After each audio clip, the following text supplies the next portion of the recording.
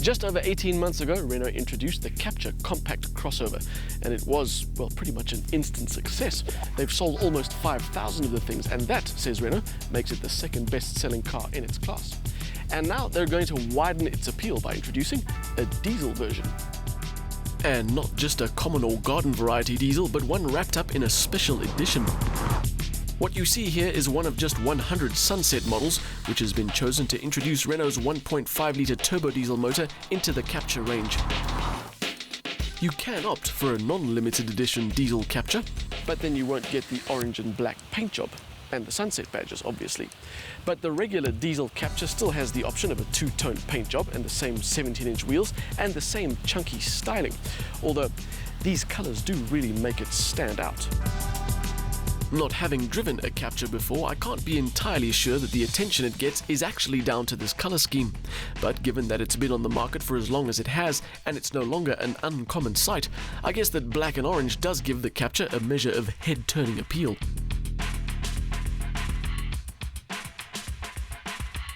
And where it's eye-catching outside, it's just as effective inside. There are quite a few unique elements, like the plastic inlay in the steering wheel and the orange detailed zip-up seat covers, and to go with the regulation black plastic, metallic orange accents in all the right places. And while the look may offend your sensibilities, for me the only real over-the-top piece are the day-glow orange bungee straps at the back of the front seats. But besides those, this interior is very nicely done.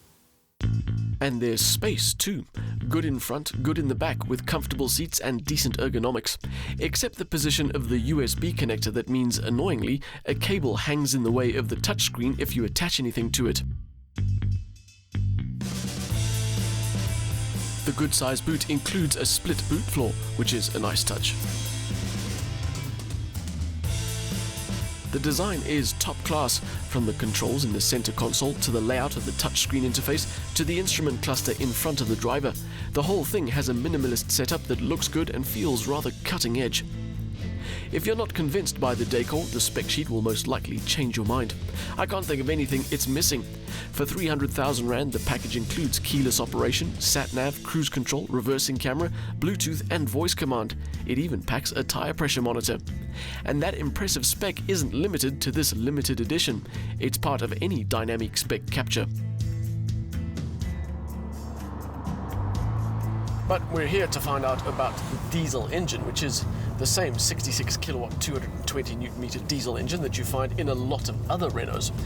And rather than being marvelous or fantastic, in here it is good. And the problem is that you have to concentrate on your gearing because it just doesn't have that low down shove you expect from a diesel motor. Because of that lack of real bottom-end power, you find yourself using the 5-speed manual a lot more than you'd expect. Fuel consumption is impressive, not as impressive as Renault's sub 4 litre per 100 k's claim, but our figure of 5.8 litres means a tank of diesel will still get you almost 800 kilometres. And there will be 800 very relaxing kilometers. That diesel motor is very smooth and quite quiet. The steering has a very nice feel, the gear shift has got a very good action, and the Captur does handle with a measure of confidence. So while it may lack in the power stakes, it is surprisingly refined. That refinement goes a long way to overriding the power concerns. The Captur just never feels fussed or difficult. It just gets on with the job of moving you from one point to another in all its orange and black smoothness.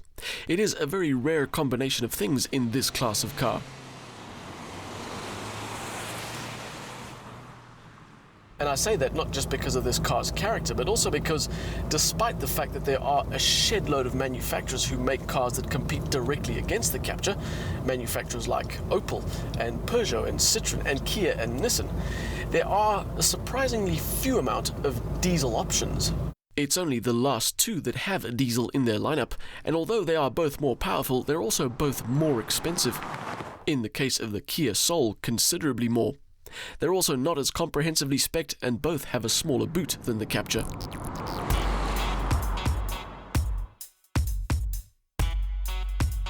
And then there's the styling, which of course is subjective, but it's pretty easy to argue that the Captur will have the widest appeal.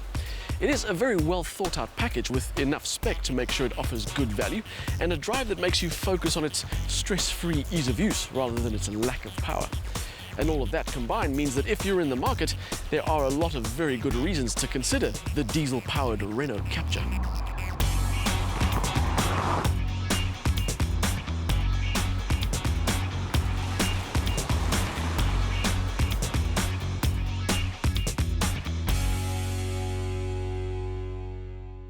Renault's ubiquitous 1.5 DCI has been dropped into the Captur compact crossover, and while it is an economical option, it does lack the bottom-end punch that you might expect.